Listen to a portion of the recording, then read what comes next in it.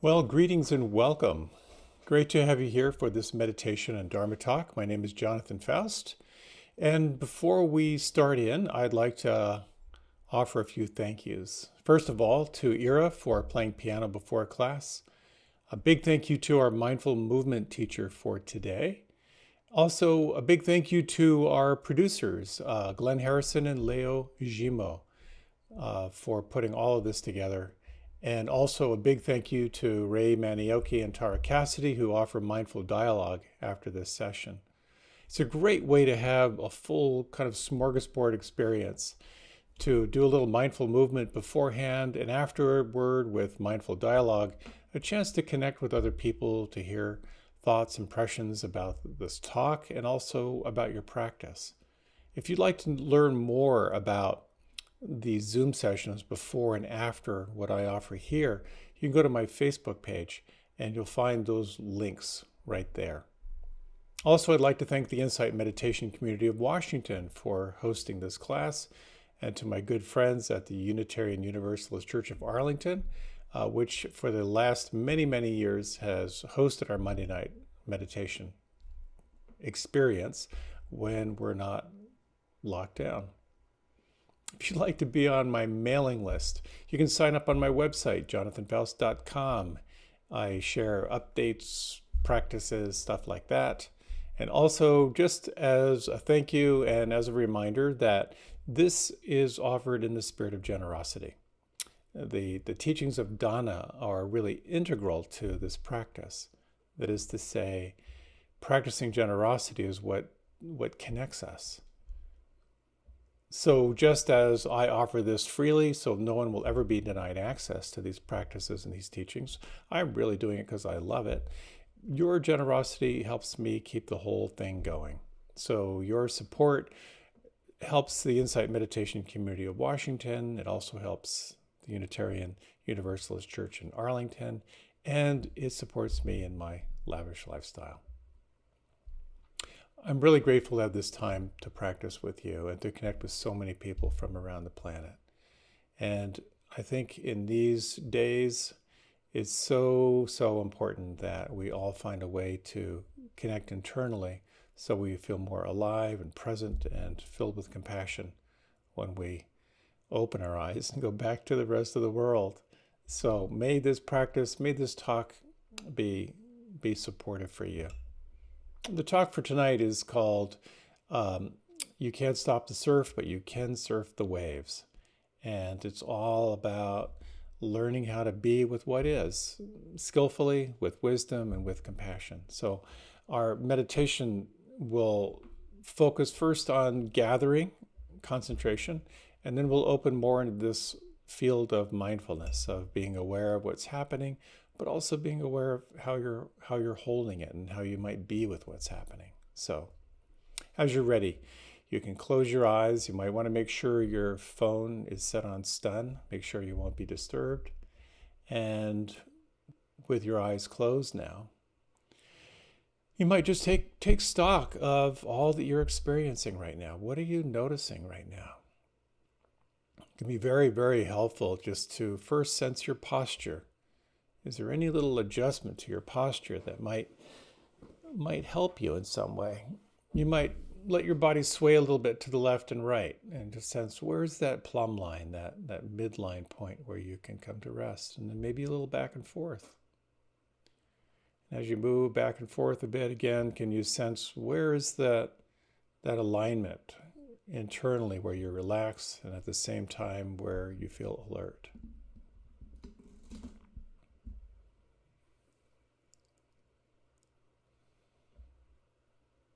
Can also be helpful to, before you begin moving into concentration practice, just to make note of all the sense doors, all the ways that you're perceiving information.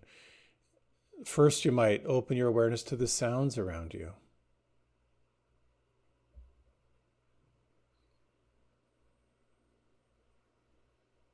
And can you open into this 360-degree awareness of sound vibration?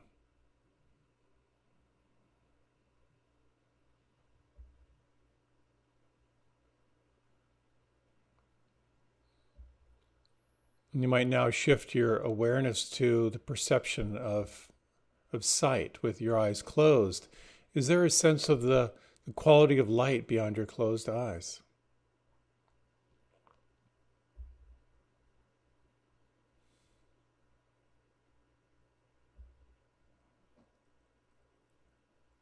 You might shift your attention now to the realm of feeling, and maybe to begin externally, just sensing the air touching your skin, the texture of your clothes against your skin.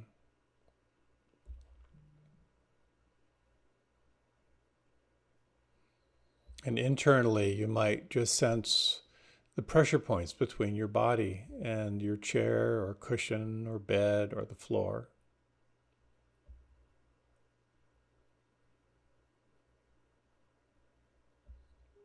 You might notice if there is anything on the inside that feels unpleasant, any strong sensation or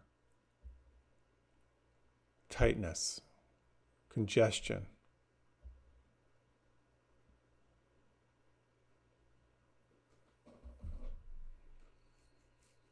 Is it possible to identify anything on the inside that feels pleasant?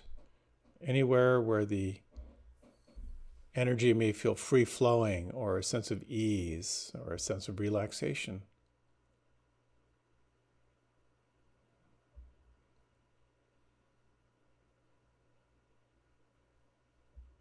And you might sense this whole realm of what we could describe as neutral sensation, neither pleasant nor unpleasant.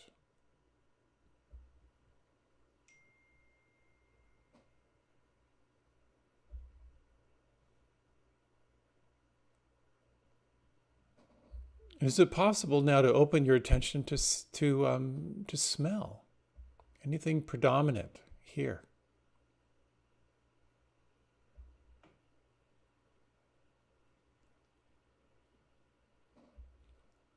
Maybe to the sense of taste.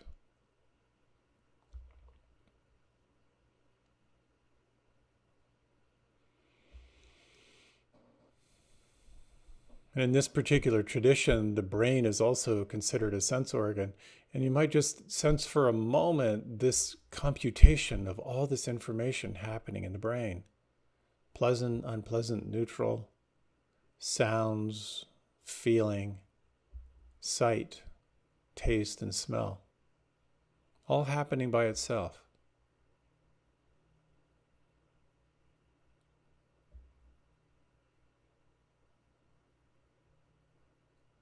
Just for a moment, just sensing the awareness of all this phenomena, your capacity to be aware of sensation and the response inside.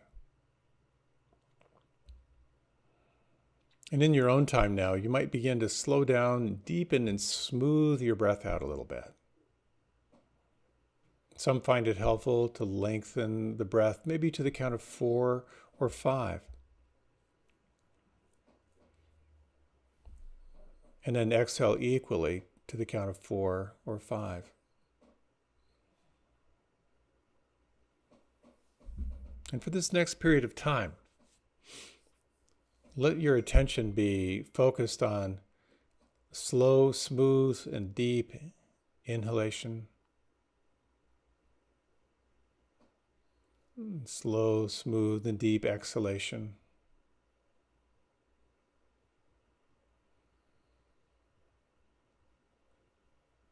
And notice the effect on the mind as you train and focus your attention on the experience of long, smooth, and deep breathing.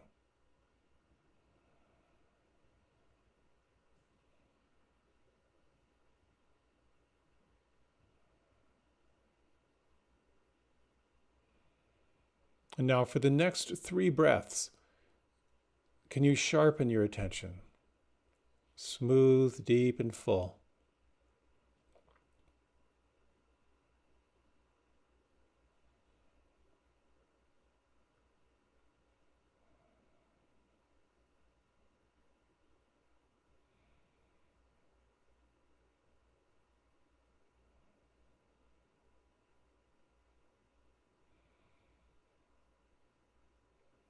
And begin your transition now from any control of your breath to observation of breath.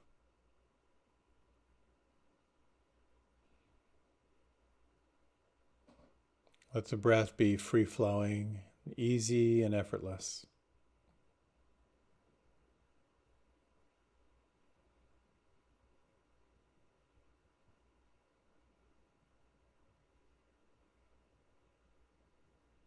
You may find it helpful now to narrow your attention to the breath, perhaps to the sense of the breath at the belly or the nostrils.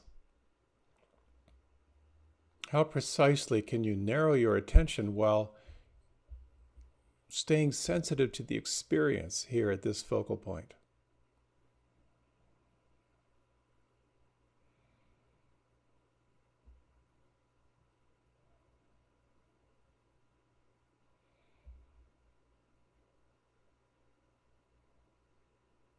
And for this next period of time, let your attention be centered on a particular focal point. For many of us, it will be the breath. At the belly, the nostrils, maybe tracking the breath where you feel it the most predominant. For others, you might like to explore sound vibrations, or maybe the sense of aliveness in your hands.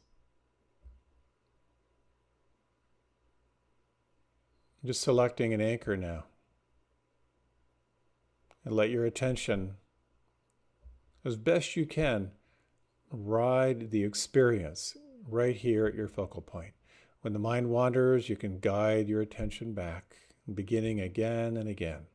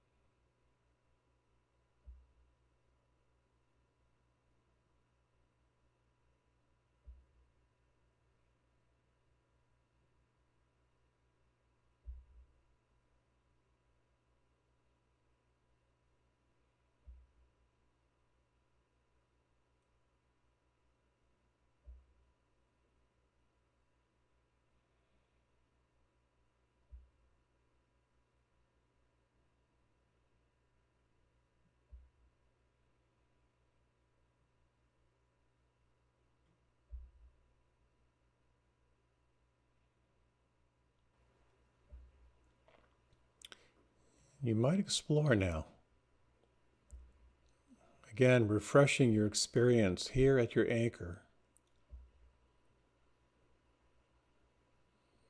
And what it's like to blend into your concentration practice, a deepening sense of relaxation, softening, and feeling.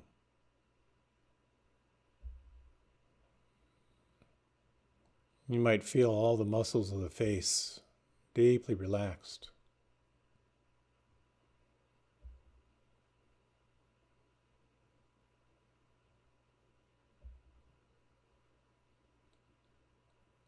And feel the inside of your mouth, the volume of your lips.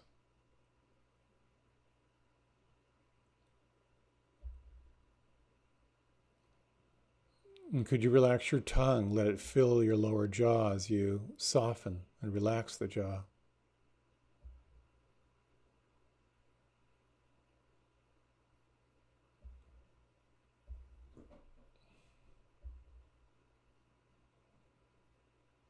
Sensing the back of the head and the base of the skull.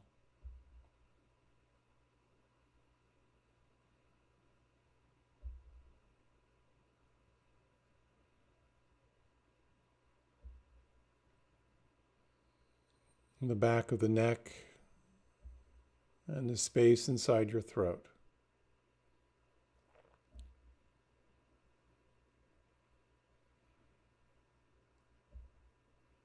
You feel the weight of your arms and down through the elbows and wrists.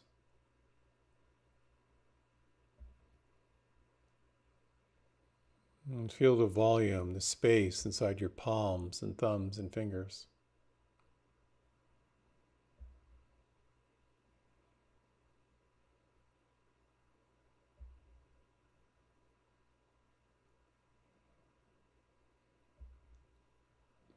The lower back and the buttocks.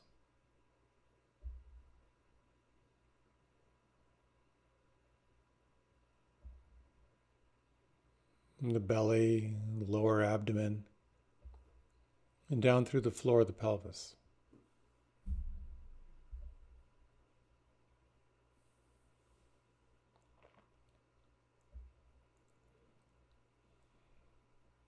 And feel the weight and the volume of your legs.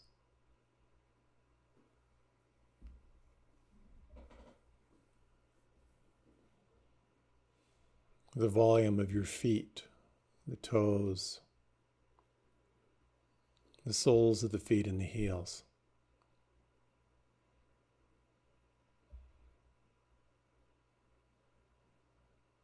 Is it possible to deeply relax and at the same time pay closer and closer attention to your anchor?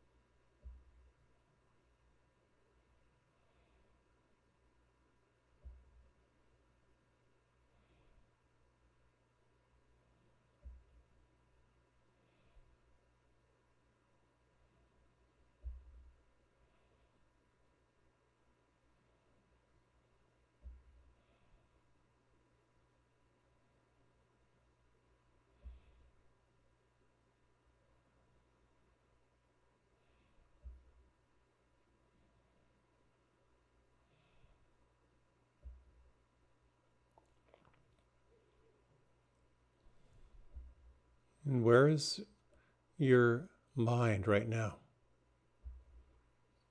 Can you come back to the sense of relaxed alertness?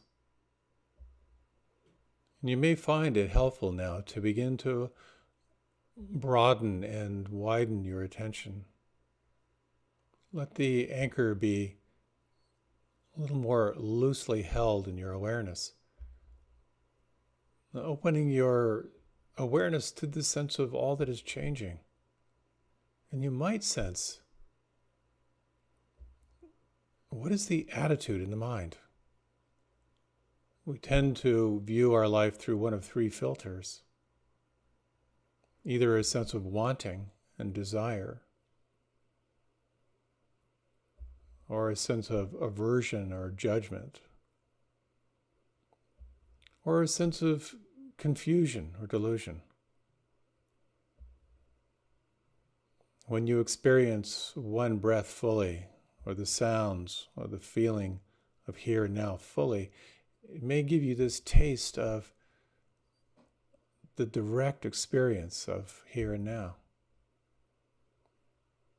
And as you continue, you might explore bringing yourself intimately in contact with the here and now through your anchor. And then as you're ready, widen, broaden your attention to this perception of change, this sense of letting things be as they are.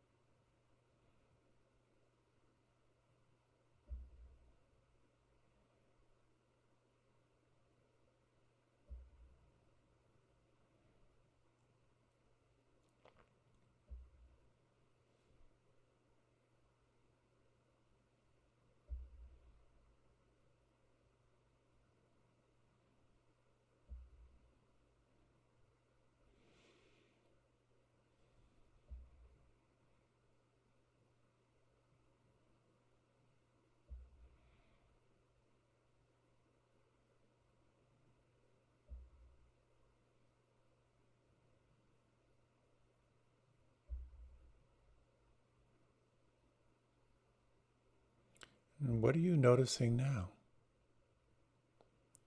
Is the mind caught in desire, planning, fantasy, wanting? Some form of a judgment or pushing away, aversion? Or perhaps a sense of disconnection, a sense of confusion? At any time, you can begin again. Soften, relax, feel.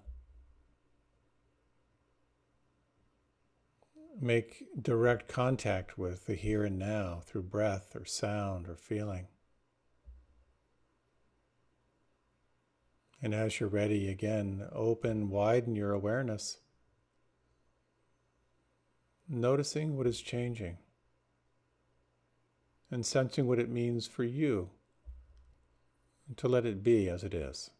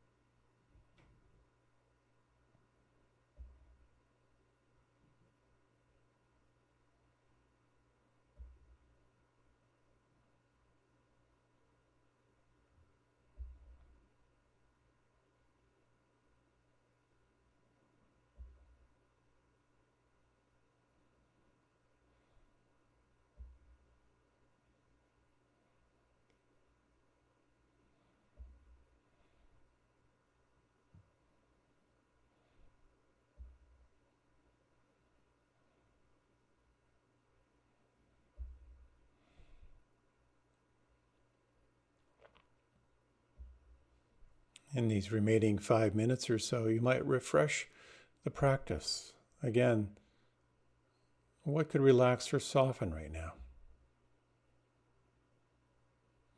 Feeling the face expressionless, the lips and the tongue. And feel the weight of the arms.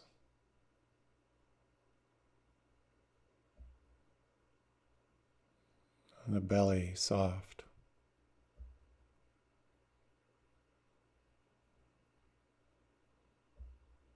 And feel the volume and the weight of your legs.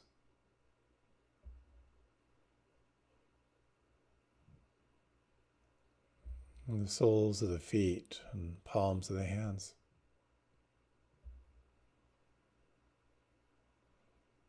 And what could relax? What could soften right now?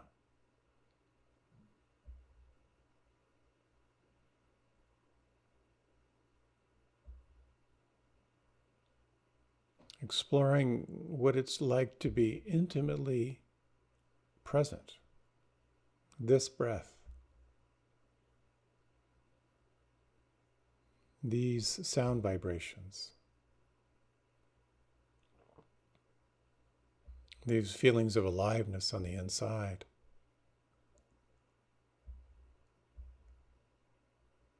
And sensing what it means to let all things be just as they are.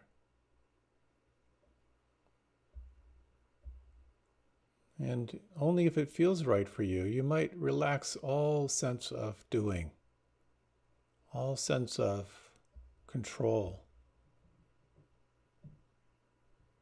and allow yourself to explore this quality of spaciousness, of allowing,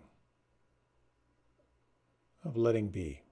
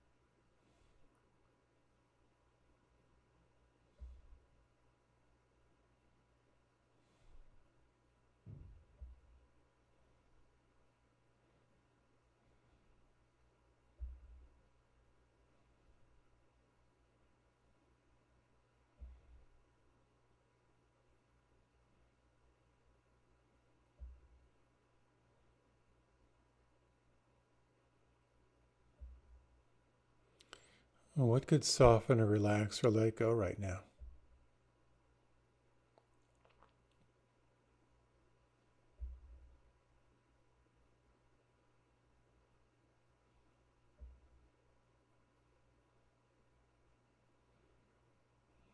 And what could soften or relax or let go even more than that?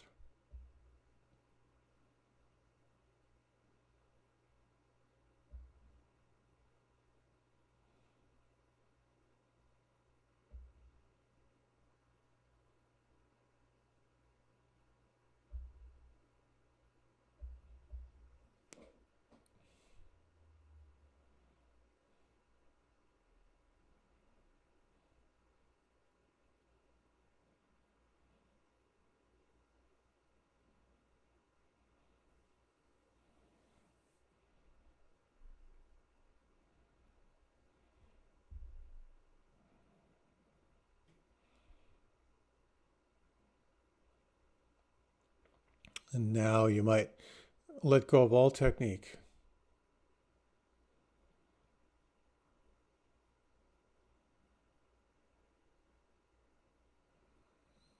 Allow yourself to deeply relax. Feel what is present and allow.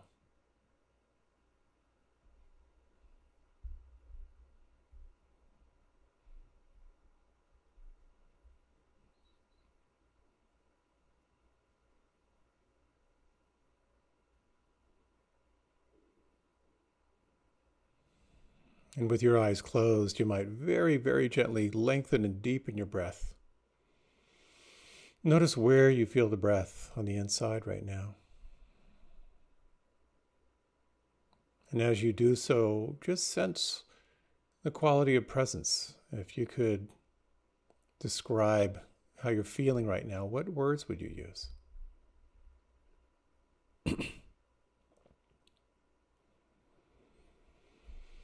And you might, with your eyes closed, let your head drift a little bit to the left and to the right. Let your body begin to move and stretch in any way that feels good for you.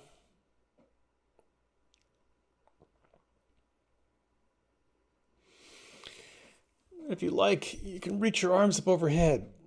Stretch up to the left side, the right side, open your jaw wide, let out any sounds. You're on mute. No one can hear you.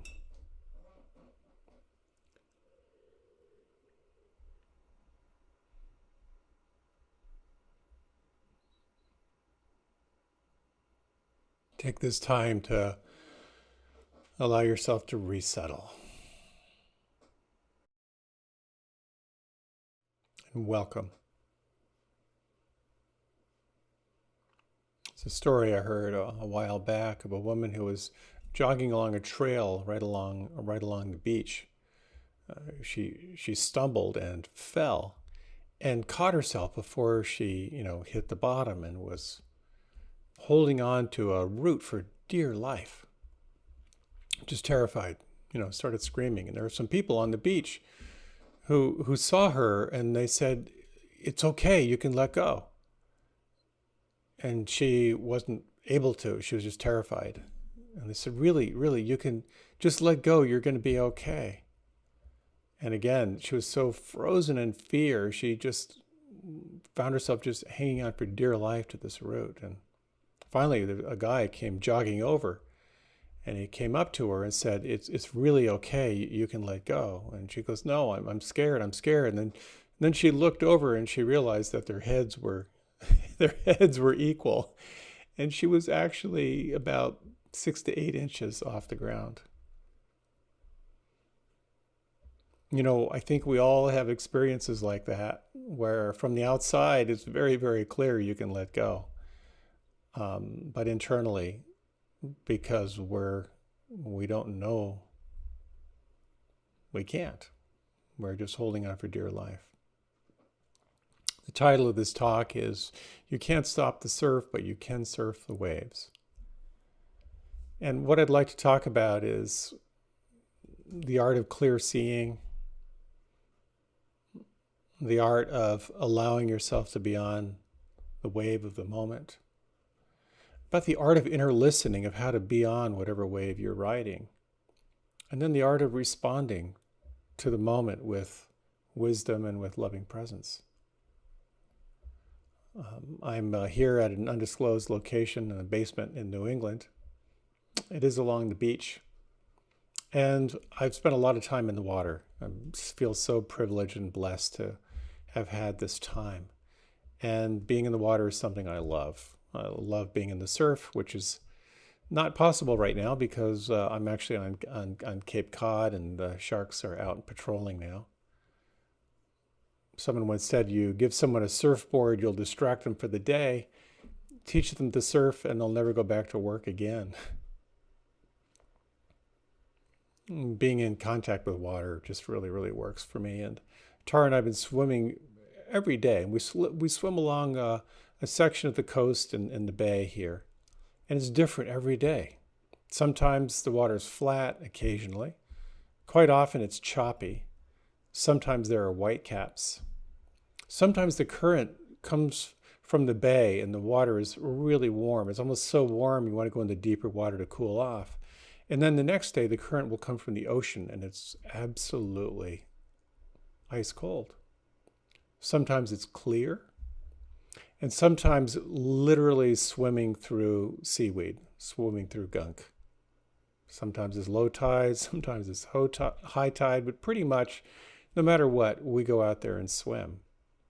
And it's kind of a nice little metaphor because in the same way, you get up every morning and you move into your day no matter what the variables are. And some days, like in the past many months, the conditions are extraordinary. They're challenging, they're difficult. And what you have to do is to recognize, well, what exactly is happening and sense if you can actually make room for it. And then to really pause and investigate the most wise, the most compassionate way through a difficult time. And then to proceed with wisdom and with thoughtfulness and with compassion. And what I'd like to do is to break this down a little bit, break these steps down. Because while these are indeed challenging times we're in, they're not going to stop. There will be moments when you have clear seas and times when it'll be really scary. So as I thought about this, I was thinking about a long, long time ago. I worked with someone as part of a team who was, how do I put this? I think you could say high performance and high maintenance. It was someone who would quite often would feel upset. And their upset was often quite public and urgent. And quite often their upset was something that this person felt had to be processed right now as a group before we could move on to the next thing. Now, I've mentioned this before that in my marriage to someone I dearly love, Tara will look at me sometimes with a particular look in her eye, which I know well, and she'll say, we need to talk. And I will think, I know this is good for me. I know I'll learn something from this. I know I'll be glad I went through this, but there is nothing in me right now that wants to have this conversation with you. And quite often it would be a very similar theme, that what this person would bring up would be very, very challenging. Ultimately, it would be helpful. I would learn things sometimes, but it was often just a grueling, messy process. And I would imagine there are times in your life when someone says, we need to talk, we need to stop and deal with this right now. And you may find that kind of oh no experience inside. Or that oh no experience may be related to a lot of different things. Maybe your job is over. You've decided I can't do this job any longer. Or maybe someone decided that for you. Maybe there's a relationship that may be difficult or coming to an end. Maybe you get sick at a really inconvenient time. Maybe you have chronic pain at an inconvenient time. Maybe there's an event showing up in your life that you've been dreading and is finally here. Or maybe there's a disturbing thought that overtakes you, or a strong emotion like grief or anger or sadness or depression, something hard to be with. That experience, that oh no experience, is that sense that something is wrong. Either something's wrong with you or something's wrong out there. And it's translated well as the clench. You experience that clench inside. And the bad news is that that clench happens all the time, and quite often it's an unseen, unfelt clench. It's just happening so subtly you don't even know it, but for some reason you start getting irritable, or you start withdrawing, or you start getting angry, or you find yourself kind of unable to feel. One thing this practice does is it starts to reveal the subtlety of that clench as well as the opening. The more I slow down, the more I begin to notice this constant stimulus response experience going on all the time. And quite often I find myself judging myself for being reactive. But here's a key, really helped me, is that I am fully entitled to my first reaction. And I found giving myself permission to oh, I'm having my first reaction. Let's examine this. It gave me a lot of room. So we recognize what's happening, and then we have to ask ourselves, can I make room for this? Here's the wave. Can I get on the wave, or do I need to duck? So when this person erupted one time and demanded a staff meeting, I noticed myself going into a classic reaction, the oh no reaction. I found myself shutting down, going into maintenance mode, thinking, okay, this is probably going to take the rest of the morning, so in my head I'm rescheduling my day and figuring out when I can write that piece I was supposed to write, and mostly feeling dread. Knowing that it's the right thing to do, it's the good thing to do, to stop what I'm doing and pay attention to this strong emotional volcano, but not wanting it. This teaching of our inner response, that inner clench, is so powerful.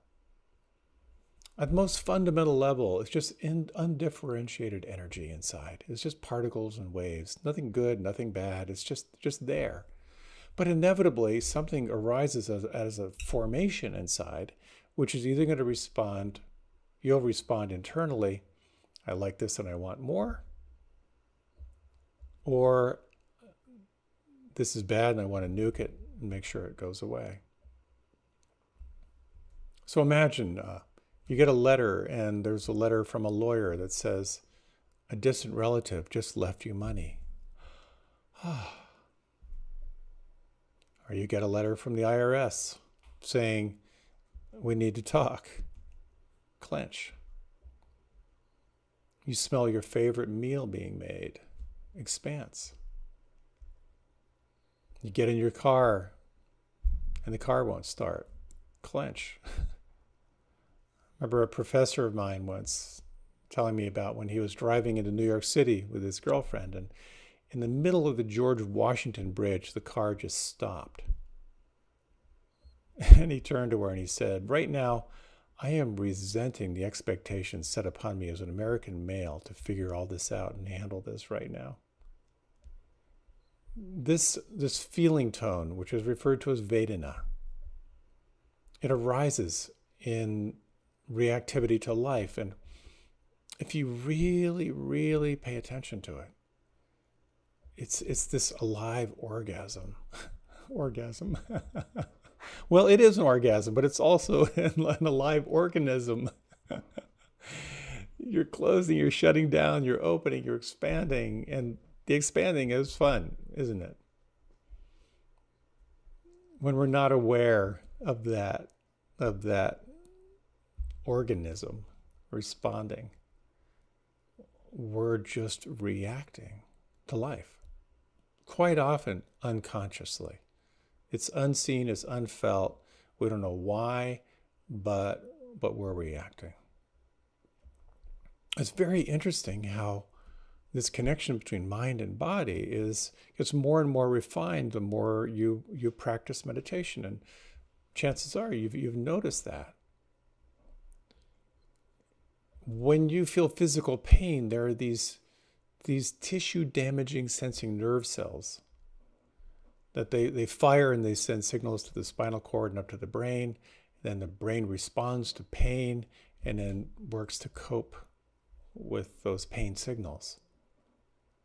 But the interesting thing is how you may feel pain, but your brain is just guessing what's happening in the outside world. The sense of perception is sort of inference. Oh, here's unpleasantness. Oh, it must be connected to this. So again, unconscious reactivity is just anticipatory pain. It's our negativity bias, where we're just scanning for danger all the time, anticipating pain. And so when an event occurs, we move into an unconscious reaction. And so in this event, here's an eruption, stop everything. I have feelings, I want to process these feelings. My response was, oh geez, really? I hate this. And then in that reactivity, just that clench of Vedana. Here's the thought, really? And then the thought, I hate this. And then guess what else kicks in from there? If you have a reactive pattern, really, I hate this, you think it 1,000 times or less, it calcifies into a belief. People like this are nuts. Becomes a habit. Okay, I'll comply with this demand, but I'm not going to enjoy it. In fact, I'm going to resent this. So it moves from a belief into habit. I habitually respond that way. And then that becomes part of your character.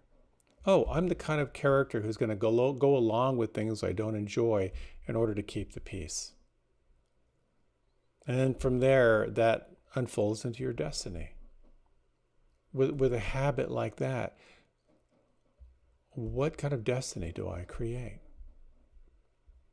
So something arises energetically. There's a clench. There's a thought. There's a belief. There's habit. The habit forms your character. Your character becomes your destiny.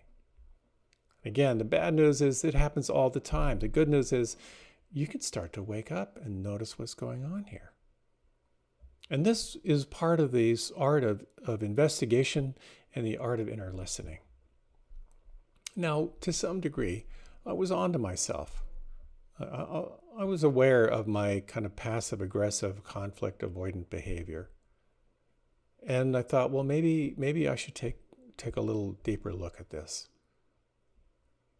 So again, my first reaction to, again, stop the world, I have a feeling, I need to process this, was obligation. I don't have a choice. Resentment. Panic. And a sense of self-protection and self-preservation. And so it became an opportunity for me to look closer at my own reactivity. Well, am I an uncaring person? I don't think so. I naturally respond with compassion when people are hurting, but what is it about this?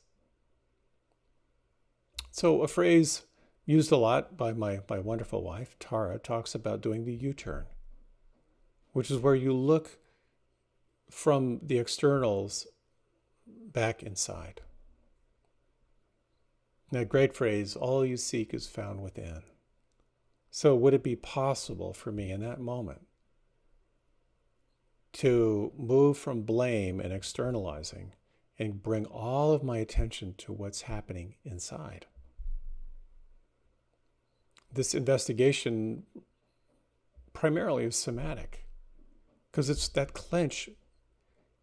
You can find that clench. It lives on the inside, and it has a huge amount of information. So when you turn your attention to how your nervous system is holding an event or a thought or a belief, you can find some juicy stuff, and I certainly did. When I began to slow down and notice, what am I actually feeling on the inside? I could feel a tightness. I could feel a burning.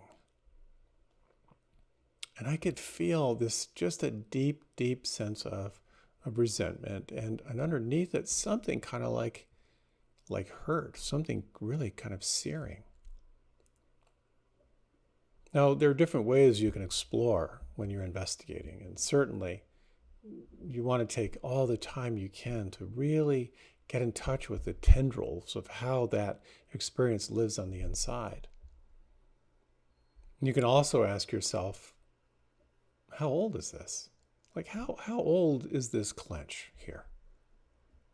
And so as I sat with this, that question occurred to me, like, well, this really, really deep clench that I can feel from my sternum down deep into my gut. How old is this? And then suddenly I went, oh. You know, I think we can trace so much of our pain back to the imprints that we get early on. My mother is a well-meaning, high-spirited, artistic, thoughtful, and deeply wounded person, and who at different times would be very, very needy in her woundedness. And there I was, this sensitive little kid, and I'd feel her pain, and I would naturally respond to her pain, but I would be consumed by her pain at times, really overwhelmed. At some point, at a very, very young age, it felt like some steel curtain came down. And I later began to recognize that this was actually wisdom coming through, that I needed to separate myself from her pain and her anxiety, or I would be utterly consumed by it. And so from there, I developed a strategy for self-protection, which was externally to present smiles and nodding, but internally to be self-protective and focus more on self-preservation.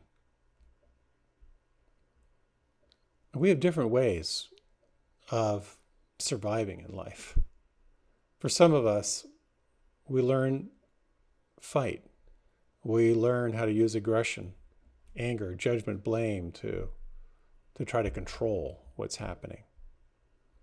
Others of us specialize in flight, kind of disassociation. And others, our specialty is freezing, kind of locking up. And again, there's an inherent wisdom in each of these. Fighting off an aggressor can be the most powerful thing you can do. If the conditions are right, running away, very strategic. And sometimes if you freeze up, you won't be noticed and the aggressor will move on. And so it becomes a very interesting reflection. How do you try to control the events in your life? When you feel hopeless, when you feel fear and you feel helpless, how does your nervous system kick in? Do you respond through aggression and anger and judgment and rage? Do you respond by withdrawing, by disassociating, by moving into more of a mental space and disconnecting from your body? Do you find yourself overwhelmed and shutting down and sort of spiraling down into a space where you feel locked in or helpless? When we begin to move from blame to deep self-reflection and ownership of the internal world, things can begin to shift. And in this situation, this person with her demands had nothing to do with me. my internal experience when I moved from blame moved me into a very, very powerful and painful reflection, which is the key, as far as I can tell, is to begin to attune to the unmet need. The first step is to name what's happening when you feel yourself caught in the surf. What is happening? Can you make room for it? Maybe you can't. Sometimes it's overwhelming. Sometimes you're traumatized. And there you can shift your attention, find another time. But if you can turn to it and have tea with it. Investigate it, sense its roots. And then this next step is to sense, if you can, open to loving presence. And maybe this is the hardest part. Accessing some way to call on kindness or compassion or empathy. That energy, that experience is sort of the lubrication that can help you to be with it and to let it go. But the doorway is the unmet need. And I remember in that moment, as I was processing, what does this person need right now? This person is upset. And I realized what she needed was to be listened to be respected, and not to be fixed, just to have a space where she could express. But I could also see that I didn't want to give that, because I was feeling like I was being emotionally manipulated. So my response was, well, no, she needs to be punished. She needs to be ignored so she can learn not to do this to me. But under that was realizing, well, I'm feeling a lot too. I'm actually feeling angry. I'm feeling manipulated. I need to be listened to, and I needed to be respected as well. And I remember in that moment, like what I need is someone to turn to me and listen to me. I remember asking myself, I don't trust that she could even do that. Is it possible I could just do that for myself right now?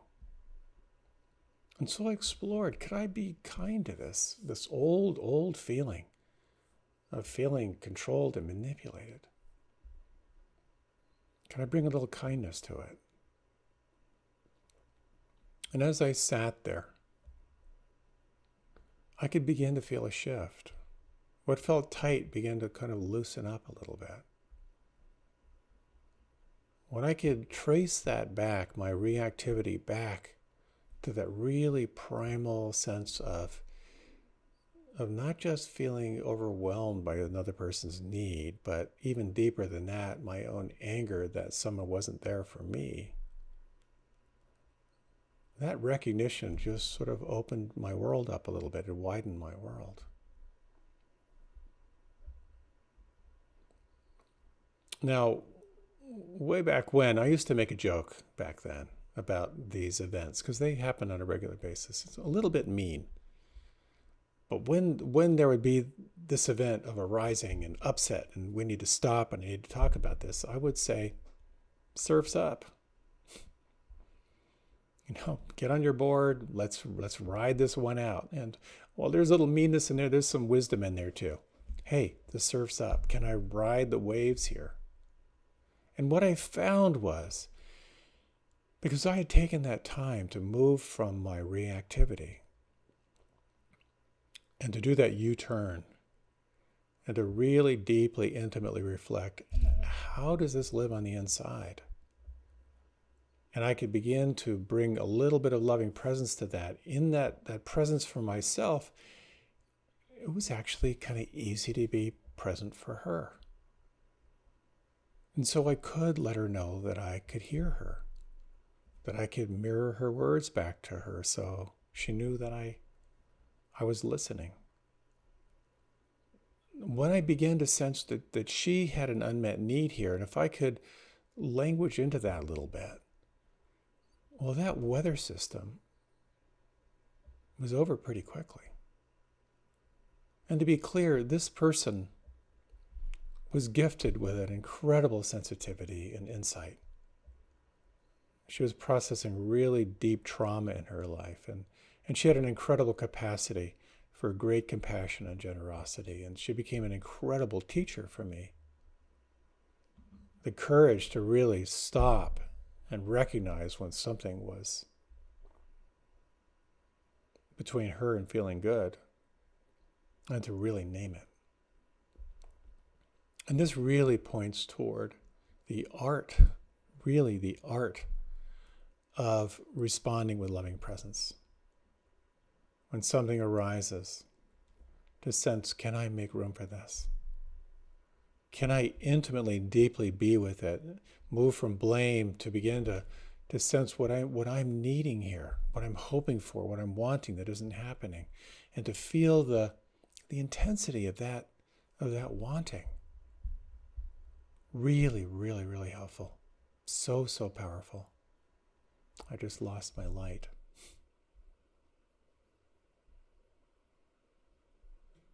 There is a beautiful tradition.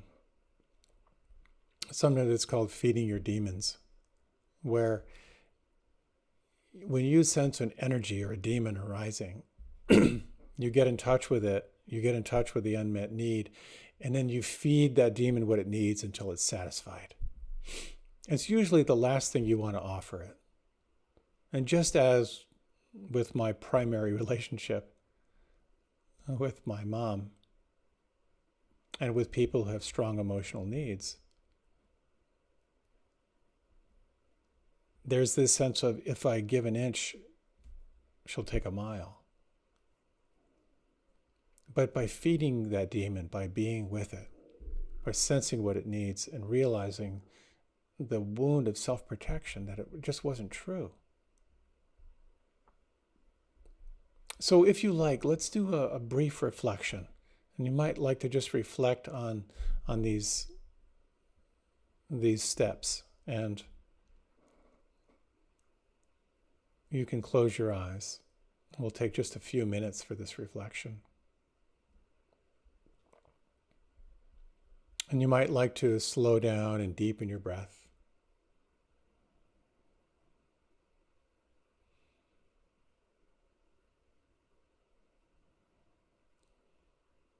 And you might take a moment just to sense, is there somewhere in your life where there's just a lot of surf going on? Any places where you feel, or a place where you feel challenged, or maybe a little bit out of control. And over the next few breaths, just sense if you can reflect on one particular issue you might like to investigate here.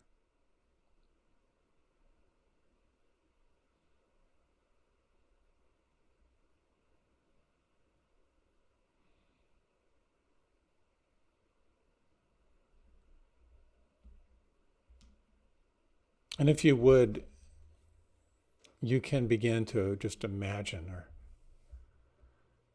recreate this, draw this a little bit closer, as we often do here. Can you create a visual representation of a particular issue in your life right now? A still image or a moving image. Can you kind of replay it in your mind's eye?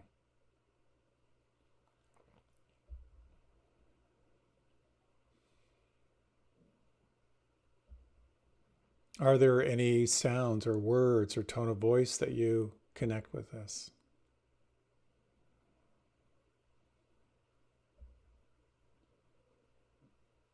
And can you begin to sense what it's like on the inside? How does your nervous system respond to this? Can you have a sense of the clench?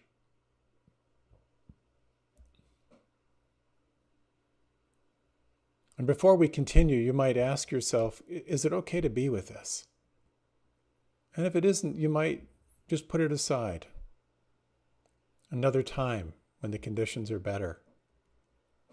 Let it know your intention is to be with it. And you might sense another issue. But if you do have a sense that you can be with it, just sense what it's like just to say yes to this. I'm going to make room for this. And again, sensing the breath, you might explore some of the following questions. I'll give you a little bit of space to explore. When you think about this situation, what is it like on the inside?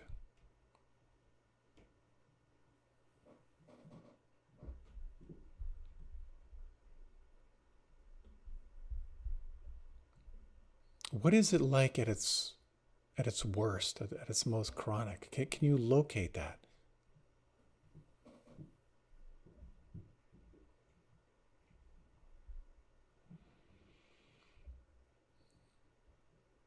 You might bring your hand to wherever you feel it the most chronic. Or you might imagine if you could find a word or two as if you were describing it to another person. How would you describe it?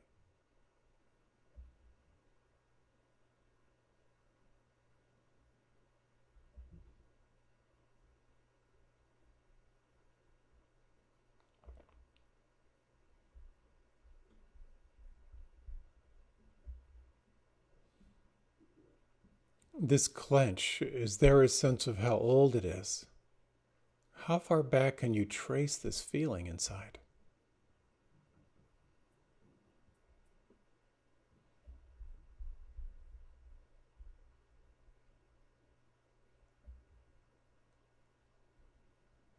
Is it possible to feel or imagine the unmet need? What are you wanting? What are you hoping for? What is this need right now? And if you were to offer it, what does that feel like inside? What might move or shift or change?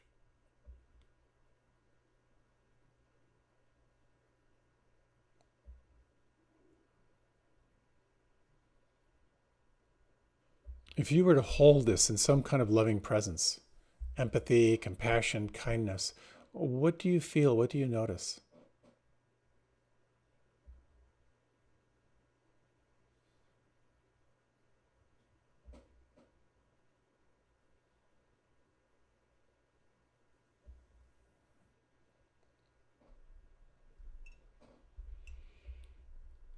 Reflecting on the following question, as you sense any way this may have moved or shifted or changed as you've been with it for these minutes. When you think about this situation now, what advice do you have to give yourself?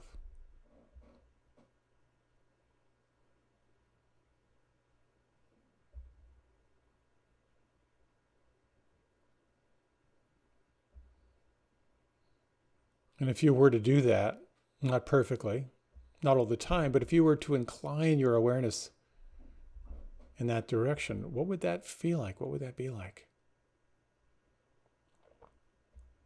What would you need to cultivate a different outcome as you surf these waves?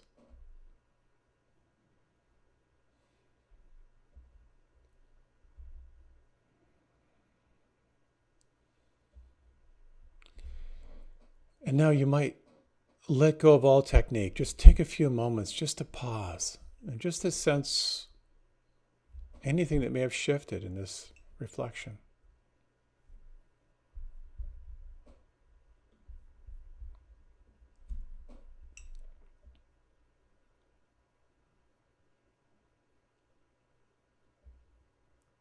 If you like, you can deepen your breath. And if you like, you can open your eyes or feel free to remain with them closed. We've just a few minutes left. So the truth is, we're in the surf all the time. Things happen, we react, and learning how to surf makes a big difference. If you might imagine that everything in life that comes your way is perfectly designed for you to become more whole and more alive. Just imagine that. If that was true, and everything that arises is perfectly designed for you to become more whole and more alive. It's an interesting thing to explore because it might be true. There are lots of little waves that show up, the little irritations, the little desires, all of that. Sometimes we get hit with big ones. A good friend of mine just recently lost his dog of 14 years. And he told me what it was like. He said, any suggestions? I said, yeah, ride the grief wave. I lost my dog of 15 years, quite a while ago. And it just happened to be while I was on a meditation retreat. I was leading a meditation retreat. I kind of zipped home to be there on his in his transition, and then right back to the retreat. And so hours and hours and hours and hours a day in silence. And I could feel these grief waves that would just come out of nowhere. And my intention was ride the wave until you can't find it. That is to say, stay on that surf of sensation and feeling until it's simply not there. I was astounded. The intensity of those waves, but because I stayed on them, I was shocked at how quickly I was moving more and more into gratitude and appreciation and less of the clench. Certainly not perfect, certainly not permanent. But it was a profound teaching for me. When there's a wave, can I stay on the wave? And sometimes on the big waves, you need help. And it's really helpful to get that help because it will increase your capacity to be with waves in the future. The more you learn how to ride the waves, the more you learn to call on clear seeing and compassion, the more alive you'll be in your life. I had a conversation with Tsoknyi Rinpoche, doing a couple of retreats with him, and I remember asking him, if I keep doing these techniques, what can I expect? His answer so surprised me. He looked at me and he said, confidence. You will develop confidence that you can be with anything. And I think there's so much wisdom in that. You are going to be beset by all kinds of surf, and you're not going to have any control over the surf. But you do have the capacity to ride the waves, to sense how they might guide you into something unfelt and unseen. The more you get comfortable with discomfort and embrace opportunities as growth experiences, the more alive you'll feel. And this practice of recognizing, allowing, investigating, nourishing what you find with loving presence, so profound. We've explored a little bit with the 7 factors of awakening, of calling on your capacity for non-judging awareness, to view what's happening without judgment. Your capacity to investigate what's there. To find kind of the joy and discovery. Your capacity to both relax and pay attention. Your capacity to allow. These are part of the elements that allow you to be there. So I'd like to close with a short reading on, guess what, surfing. If you like, you can close your eyes. Ride the wave is a motto I live by, stolen from a dear friend. Ride the wave. When it all gets to be too much, when it's a decision to panic, to run or to die, just ride it out. Wait for everything to settle. When you can come down from whatever overwhelmed you, from whatever gripped you with fear, you begin to see the beauty. The pale sun rising through the fog on an early morning in May. Life gets too intense sometimes. Focus is lost. Reality weaved with lies to set your mind ablaze with terror, burning pretty hopes and dreams into oblivion. It's easy to lose balance and fall into the endless dark ocean, exhausted from trying to swim above the surface. But surrender. Let go. Sit on top of the closest floating object. Breathe. Ride the wave. Eventually, you'll be pushed ashore by the very thing that caused your struggle. You will learn to love the ocean again. You will see that the moon is in the dark and the sun is in the dark. But together they glow for eternity. They are best friends in the black sky. Ride the wave of whatever the universe has sent you in echoing vibrations to you. You made this choice. Ride the wave of the galaxy. Remember, you are your soul, and your soul is free.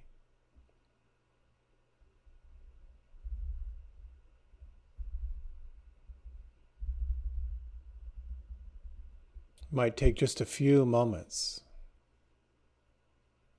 Notice the quality of presence right now.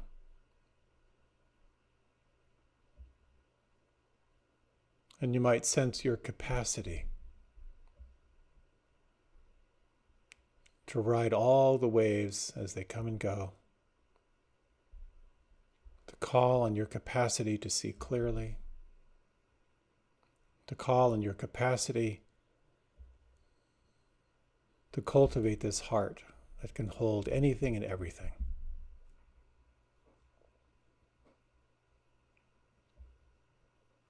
As you're ready, you can open your eyes. Thank you so much for your time and for your attention. It's great to share these practices with you. May you surf all the waves in your life with joy and with equanimity, and may they open you to more and more possibility in your life. Thank you so much.